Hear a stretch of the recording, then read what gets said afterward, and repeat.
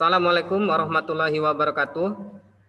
Selamat pagi Waalaikumsalam warahmatullahi wabarakatuh. Ya, selamat pagi Anda semua. Semoga dalam keadaan sehat dan tetap semangat. Ya, Bapak paham bahwa kalian juga banyak tugas dari guru yang lain, kuota terbatas dan segala macam kendala. Namun pembelajaran khususnya Bapak materi pembelajaran Bapak itu sifatnya fleksibel. Artinya bagi yang bisa on time belajar tepat waktu, alhamdulillah. Bagi yang tidak, nanti bisa lihat rekaman rekamannya di YouTube. Baiklah, materi kita hari ini tentang kematian. Nah, ya kan, lihat di LKS-nya bisa tentang kematian. Sudah, Bapak set screen dulu ya materinya.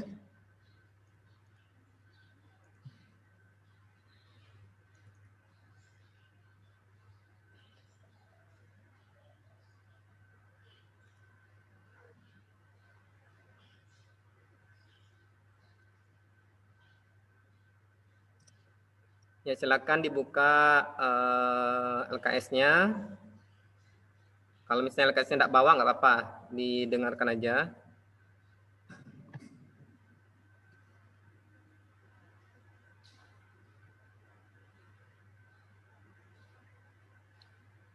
Sedang melakukan proses pengiriman materi.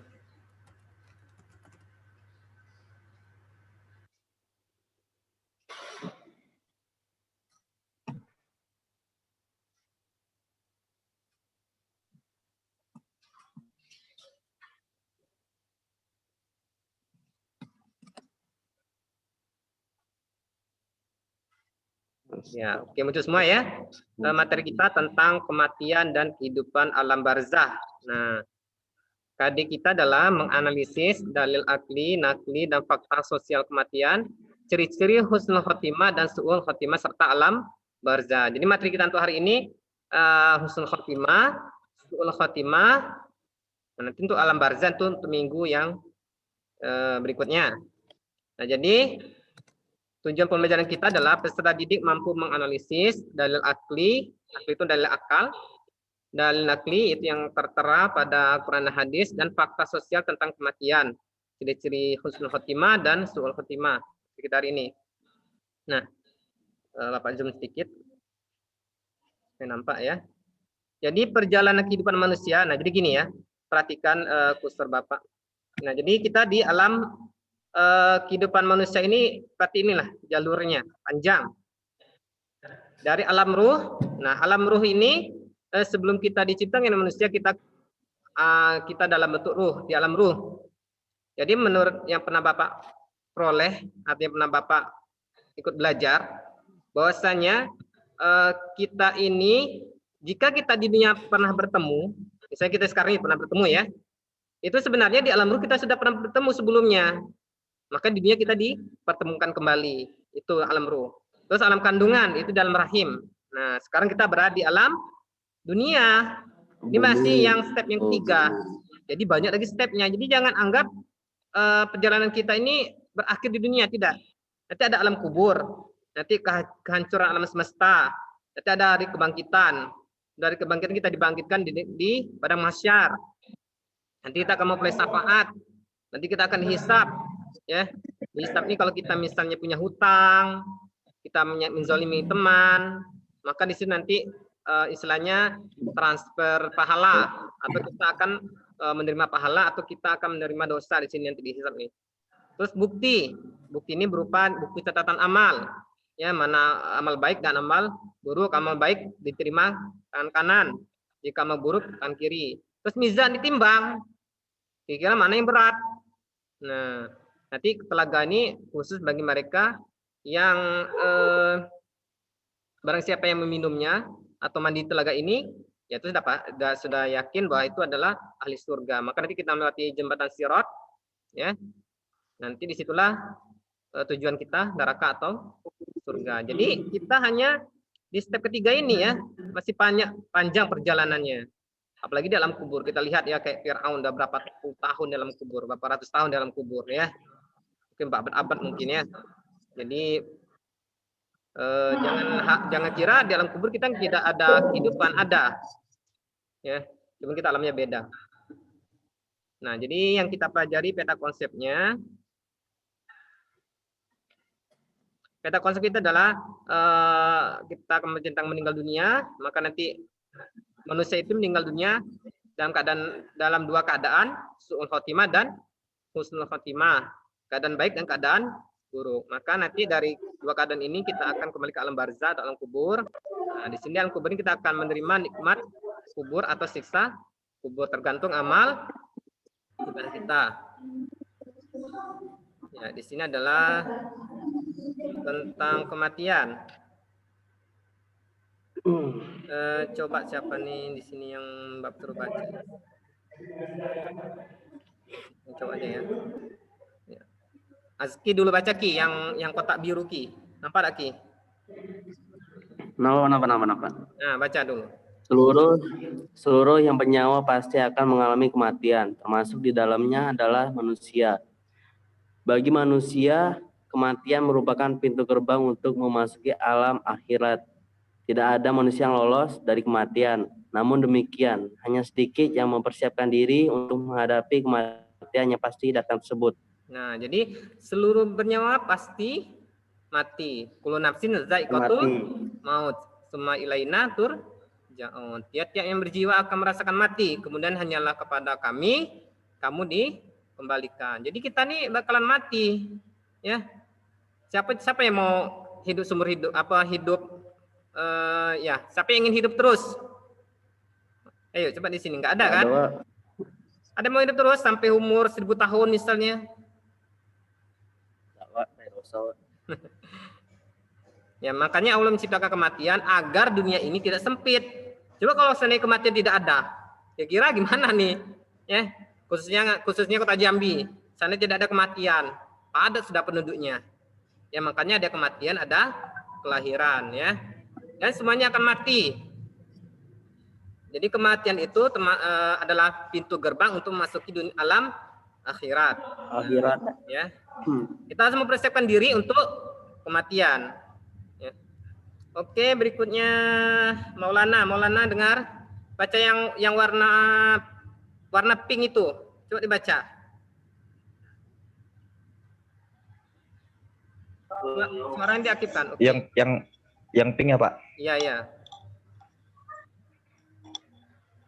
Orang yang lalai menyambut datangnya kematian akan mengalami kematiannya dengan sebutan su'ul khotimat. Tetapi bagi orang yang senantiasa mempersiapkan diri untuk menyambut kematian dengan beramal soleh dan berharap ridho Allah Subhanahu wa taala, maka baginya adalah husnul khotimah. Nah, di sini sudah disebutkan salah satu ciri-ciri orang yang husnul khotimah dan su'ul khotimah. Kalau misalnya dia belum siap mengalami kematian, nah berarti ini sudah ciri-ciri orang su'ul khotimah. Tapi kalau dia sudah siap untuk menyambut kematian, ya karena dia merasa yakin, ya karena dia selalu beribadah, ya beramal soleh, berarti dia siap untuk mati. Artinya orang ini insya Allah ciri-ciri husnul khotimah. Jadi kita masing-masing kita introspeksi diri, kira-kira kita ini siap tidak ya dengan kematian? Ya, kalau kita belum siap berarti kita belum banyak beramal. Hati-hati. Ya. Jadi gini, manusia itu diciptakan ahli neraka dan ahli surga. Sudah diciptakan Allah sebagai ahli surga dan ahli neraka. Tetapi kita sebagai manusia nggak tahu kita ini termasuk ahli surga atau ahli neraka. Nah, bagaimana caranya? Caranya adalah kalau kita ingin tahu kita ini ahli surga atau ahli neraka. Nah, kalau seandainya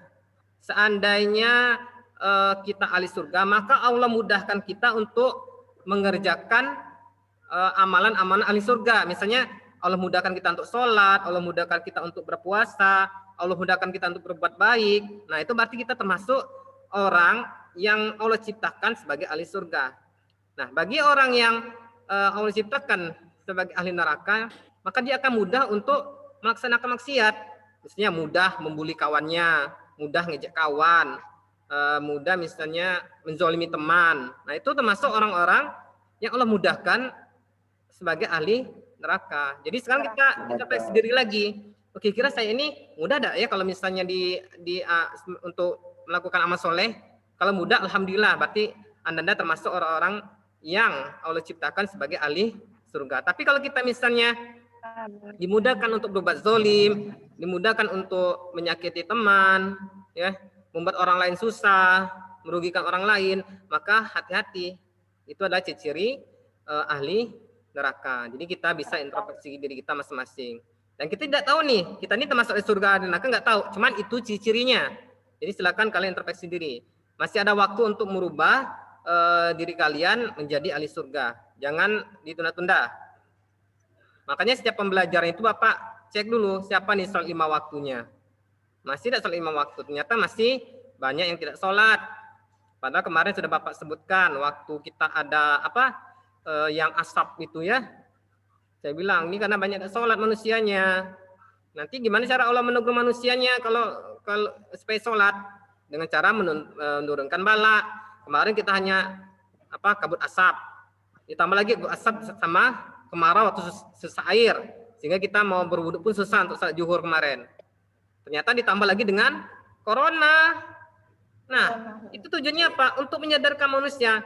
Coba pikirkan gimana cara Allah menyadarkan manusia untuk kembali kepada Allah, untuk menyembah Allah. Gimana caranya Allah? Tidak mungkin Allah menurunkan malaikat, kan nggak mungkin. Ya enggak? Allah menurunkan ulama sudah menjelaskan. Ternyata tidak juga, maka Allah turunkan bala. Nah, di corona ini kalau seandainya tidak sadar juga, banyak manusia yang tidak sadar, ya maka akan diturunkan lagi yang lebih dahsyat lagi. Jadi mudah-mudahan saja tidak terjadi. Tapi itulah salah satu hikmah diturunkannya bala dan musibah agar kita ini sadar. Lagi di Indonesia ya banyak ya, di Banjarmasin itu banjir, di mana lagi di Sulawesi, lagi di Pulau Jawa itu ada longsor segala macam. Itu sebenarnya menyadarkan manusia ya untuk kembali kepada Allah. Oke, coba Sapinka ya. Sapinka coba baca yang warna ungu ini. Dengan demikian, kematian pastilah datang. Kemanapun manusia lari dan dimanapun manusia bersembunyi untuk menghindari kematian, maka apabila kematian sudah saatnya datang, maka tidak ada satupun orang yang dapat menghindarinya. Oke. Jadi kematian itu pastilah datang. Jadi ada sebuah cerita pada zaman Nabi Sulaiman. Nah, Nabi Sulaiman ini kan seorang nabi yang diberi kelebihan kekuasaan, ya bisa memerintahkan angin, ya dah. Terus jin pun di bawah kekuasaannya. Nah, jadi pada saat itu ada seseorang yang sedang duduk di istilahnya itu sedang seperti perkumpulan gitu. Jadi situ datang malaikat maut. Jadi orang itu bertanya kepada Nabi Sulaiman, "Wahai Nabi Sulaiman, orang itu siapa kok tatapannya tajam kepada saya?" Jadi kata Nabi Sulaiman, itu adalah malaikat maut katanya. Jadi orang takut karena malaikat maut itu memandang si orang tadi. Akhirnya karena takut tadi kan, jadi minta tolong sama Nabi Sulaiman. "Wahai Nabi Sulaiman, tolong kau perintahkan angin untuk membawa aku pergi jauh ke daerah, anggapnya ke daerah kutub misalnya, dah," kata si orang tadi nih, sepulan tadi. Akhirnya dikabulkan oleh Nabi Sulaiman. Akhirnya Nabi Sulaiman memerintahkan angin untuk menerbangkan si sepulan tadi. Akhirnya sampai di tempat yang ditujunya. Akhirnya mati orang tersebut di situ.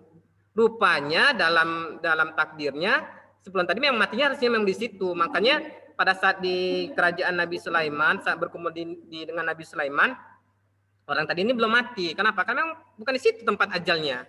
Jadi kematian itu pasti datang. Di mana tempatnya itu pasti. Nak kamu lari kemanapun itu sudah takdirnya sudah tertulis ya. Adapun dalilnya Bismillahirrahmanirrahim.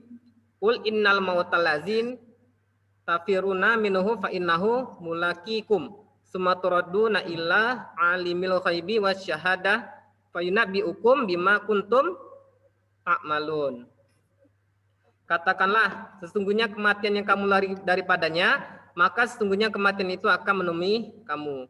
Kemudian kamu akan dikembalikan kepada Allah yang mengetahui yang gaib dan yang nyata. Lalu dia beritakan kepadamu apa yang telah kamu kerjakan. Jadi apa yang kita perbuat di dunia itu akan Allah tampakkan nanti.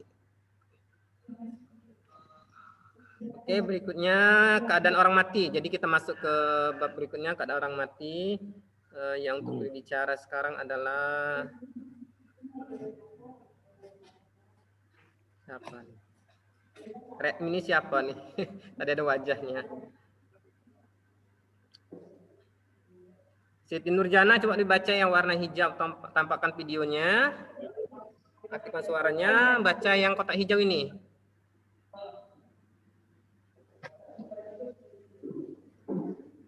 Ya, Siti Nurjana, adakah orangnya?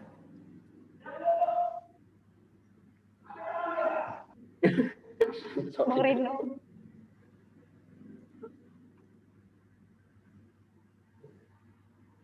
Oke, kayaknya orangnya nggak ada nih. Tadi Redmi tadi ada orangnya. Tolong wajahnya ditampakkan, jadi enak kita belajar, betul-betul belajar, bukan main-main jadinya. Redmi. Redmi, itu ada Redmi. Siapa Redmi itu? Tadi Putri Mandayani, enggak, Pak? Kok nanya Bapak pula? Nah, Nadia aja, Nadia. Tadi belum kan Nadia kan? Nadia baca yang hijau ini, Nadia. Yang hijau ya, Pak? Iya, yang hijau. Nampak kan? Istilah ini digunakan untuk mengungkapkan keadaan orang yang meninggal dunia dalam keadaan baik. Allah Subhanahu wa Ta'ala mengingatkan kepada orang-orang yang beriman agar senantiasa keislamannya sampai ajal datang sebagaimana firman-Nya. Nah, jadi kadang orang mati itu ada dua, ada husnul khotimah dan su'ul khotimah. Husnul khotimah itu yaitu suatu keadaan orang yang meninggal dunia dalam keadaan baik. Nah, ya. Mengingat kepada Allah Subhanahu wa Ta'ala, mengingatkan kepada orang-orang yang beriman agar senantiasa ya, agar senantiasa keislamannya, menjaga keislamannya sampai ajal datang. Ini dalilnya, bismillahirrahmanirrahim. Ya ayyuhallazina amanu taqullaha haqqa tuqatih wala tamutunna illa wa antum muslimun. Ini biasanya kalau yang cowok hafal nih ya, sering dengar pada saat apa nih? Pada saat salat Jumat, khotbah ya. Nah, hai orang-orang yang beriman, bertakwalah kepada Allah dengan sebenar-benar takwa, dan janganlah sekali-sekali kamu mati melainkan dalam keadaan beragama Islam. Kita harus mati dalam keadaan Islam. Jadi gini, pada saat kita sakratul maut itu cobaannya lebih berat, ya. Nanti di sini ada ciri-cirinya. Sangat berat sekali karena kita akan dibuat haus, sangat-sangat haus. Nah, jadi setan tadi nanti akan menggoda kita. Caranya gimana? Dia akan merubah wajahnya menjadi orang yang kita kenal, terus membawa minuman. Nah, nanti kita nanti diiming-imingnya dengan minuman. Kita karena orang yang sakratul maut itu sangat haus sekali. Jadi bawa minuman, kira-kira kau mau tak mendustakan Tuhan, tapi kau beriman kepadaku, percaya kepadaku. Kalau kau mau, aku kasih minuman. Nah itu. Jadi ibaratnya kalau kita sangat haus, ada orang ngasih minuman, tapi kita harus menggadaikan akidah. Nah itu. Jadi setan akan menggoda terakhir kali pada saat kita sakaratul maut. Makanya kita harus pada saat orang sakaratul maut itu harus didampingi oleh orang-orang yang terdekat untuk mengucapkan kalimat la ilaha illallah. Kalimat la ilaha illallah itu kalimat yang sangat berat karena tidak ada bibir ini la ilaha illallah. Itu suaranya dari kerongkongan semuanya, ya. Bibir ini harus terbuka, nggak bisa tertutup. Ya, jadi agak sulit mengucapkan la ilaha illallah kalau kita jarang mengucapkannya atau sering mengucapkannya. Itu sulit sekali la ilaha illallah itu ya. Coba kalian ucapkan la ilaha illallah. Artinya tidak ada bibir yang tertutup gitu. Ya, dan juga suaranya suara kerongkongan hampir di suara dalam semuanya. Tidak bisa kita hanya menutup mulut, ya kita harus membuka mulut untuk mengucapkan la ilaha illallah itu ya. Nah, bagaimana tanda-tanda husnul khotimah? Bapak baca aja ya karena panjang. Yang pertama mengucapkan kalimat tauhid menjelang ajal. Tadi sudah Bapak jelaskan. Kalimat tauhid itu kalimat yang sangat berat pada saat orang sakaratul maut karena kalimat itu berada di dalam semuanya. Ya, coba kalian sebut la ilaha illallah. Jadi nggak ada bibir tuh nutup. Ya. Jadi kalau kita jarang mengucapkan, ya nanti sulit untuk mengucapkan la ilaha illallah. Makanya nanti ada zikir la ilaha illallah itu. Meninggal dunia di jalan Allah. Nah, jadi meninggal dalam keadaan sabar ketika ditimpa penyakit. tipes, TBC, sakit perut, radang selaput, dada, tenggelam. Nah, ini orang-orang yang meninggal dalam keadaan husnul khotimah. Jadi orang yang tenggelam, ya berarti dia husnul khotimah. Ya seperti pesawat apa? Sriwijaya ya. Sriwijaya. Ledak tenggelam lagi ya. Oh, Legend. Iya. Meninggal pada malam atau hari Jumat. Nah, jadi hari Jumat itu salah satu tanda-tanda orang yang meninggalnya husnul khotimah. Bagi wanita meninggal saat melahirkan ataupun meninggal saat sedang hamil. Nih wanita kelebihannya. Saat misalnya kita Ananda sedang hamil, meninggal saat melahirkan ataupun sedang hamil. Berikutnya meninggal karena sedang terlibat menjaga wilayah perbatasan. Ini pada jam misalnya dalam kondisi perang ya. Perang kita menjaga wilayah agar tidak dimasuki oleh penjajah misalnya. Itu termasuk husnul khotimah. Meninggal dalam keadaan melakukan amal soleh. Nah ini. Jadi gini. Kita itu meninggal sebagaimana kebiasaan kita di dunia. Misalnya kita dunia suka apa ya? Jadi biduan misalnya ya. Maka nanti kita lagi nyanyi-nyanyi meninggal kita. Jadi sesuai dengan kebiasaan kita. Oke, ada 10 menit lagi waktu kita, jadi apa cepat. Yang berikutnya meninggal karena mempertahankan harta dari perampokan atau pembegalan. Jadi kalau misalnya kita dirampok, ada rampok masuk rumah, gak apa-apa kita mempertahankan diri. Ya, mempertahankan diri, mempertahankan harta maupun harga diri. Gak apa-apa kita melawan. Seandainya perampok itu yang terbunuh, maka dia masuk neraka. Seandainya kita yang terbunuh, maka kita syahid. Jadi kapan umat muslim itu boleh membunuh? Pada saat dia menjaga harta dan harga diri kehormatannya. Itu nggak apa-apa ya, karena ada dalilnya ya.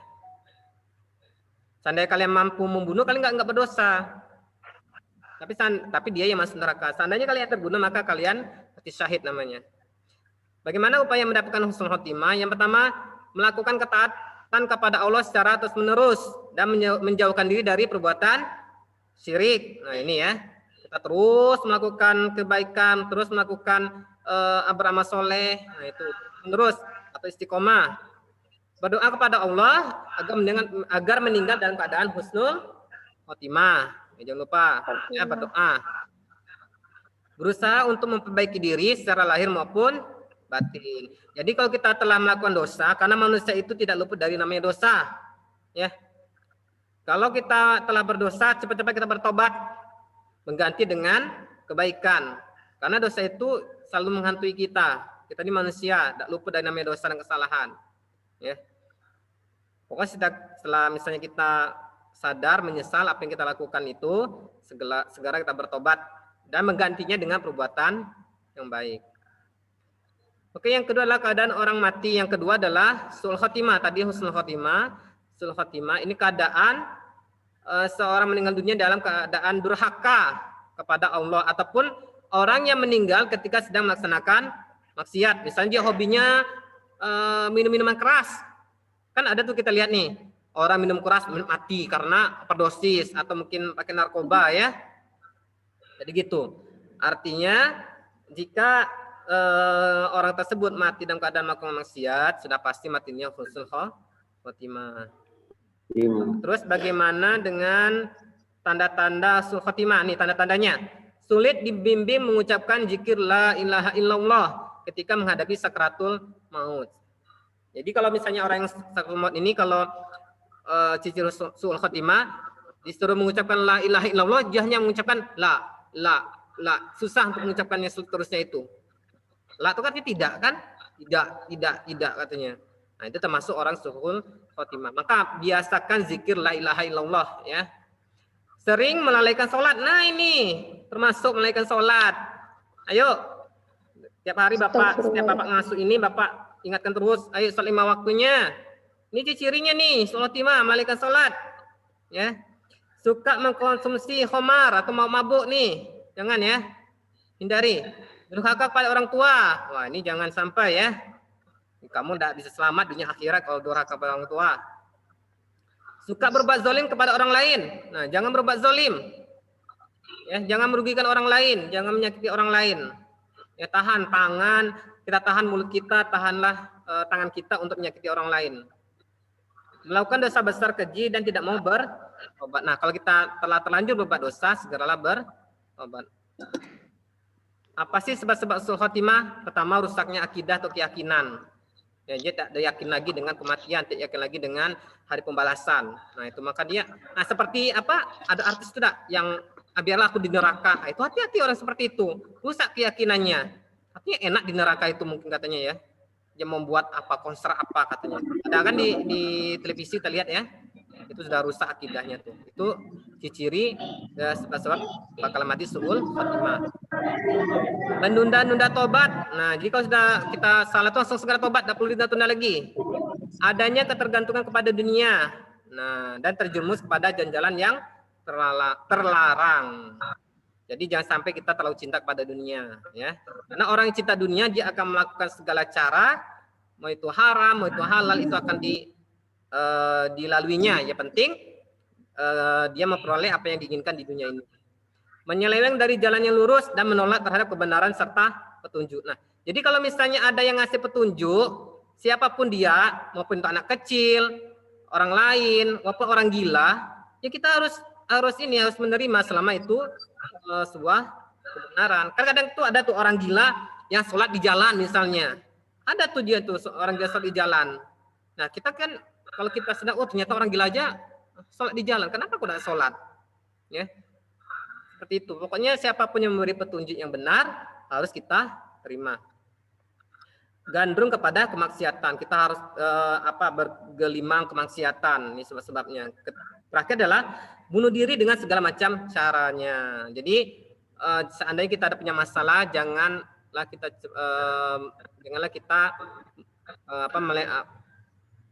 kita menggunakan cara singkat dengan bunuh diri. Karena bunuh diri bukanlah mengakhiri persoalan, ya. Maka bahkan kita termasuk penyebab su'ul khotimah. Bunuh diri itu di neraka sudah, ya. Bunuh diri itu tempatnya di neraka. Jadi jika kalian ada masalah, silakanlah konsultasi kepada orang yang menurut kalian bisa, kepada guru kalian, mintalah kepada Allah petunjuk. Nah, ya. Oke, Anda semua, demikian materi kita hari ini. Jika ada pertanyaan, masih ada waktu kurang lebih 3 menit. Silakan diaktifkan suaranya. Silakan bertanya. Bagi yang tidak mengerti atau mungkin bagi yang belum paham. Ayo silakan bertanya. Kita ada waktu 3 menit lagi. Ada yang mau bertanya? Azki bertanya, Azki? Tidak, Pak. Tak ada. Sudah jelas, Paham, sudah jelas. Lumayan paham, Pak. Salat tak? Oke, bisa belajar lagi, Pak. Ya, di YouTube. Iya, maksud tuh yang hadir di sini nih salat tak 5 waktu nih? Alhamdulillah sholat, Pak. Nah, dia sholat alhamdulillah ya. Bagi yang belum, ayo. Ayo sholat ya. Karena nih sudah diterangkan di sini ya. Ciri-ciri su'ul khotimah itu yang melalaikan sholat. Nah, itu. Sholat. Ya. Perbaiki jika kita punya jika kita melakukan dosa, segera bertobat. Jika sholatnya belum bagus, diperbaiki, dibagusi lagi. Sekarang kalian itu ahli neraka atau ahli surga, kalian sendirilah yang menentukan. Maka kalian buat sendiri. Oh, saya ingin menjadi orang yang Allah ciptakan sebagai ahli surga. Maka kalian laksanakan semua amal ibadah itu. Ya. Masalah nanti diterima tidak sholat kalian atau amal ibadah kalian itu nanti urusannya. Tapi kalian biasakan aja dulu. Ya. Insya Allah kalau kita ada niat yang bagus, Allah kan maha mengetahui ya niat kita dalam hati, insya Allah akan diberi jalan yang mudah. Amin. Amin. Amin. Boleh di luar materi, masih ada 1 menit lagi. Bapak stop dulu ya. Pak, kalau ngirim video itu di mana, Pak? Hah? Project video. Maksudnya? Tim project video. Video yang paling Bapak kasih. Oh, gini, video itu bisa kalian upload di YouTube, linknya bisa serahkan ke Bapak, atau mungkin langsung aja ke Telegram, karena kalau Telegram itu dia mau kirim berapa banyak pun kapasitasnya, misalnya berapa giga, berapa 100 MB misalnya. masih nampung. Kalau di WA ada nampung dia. Kalau WA itu sama sebatas 20 MB cuman.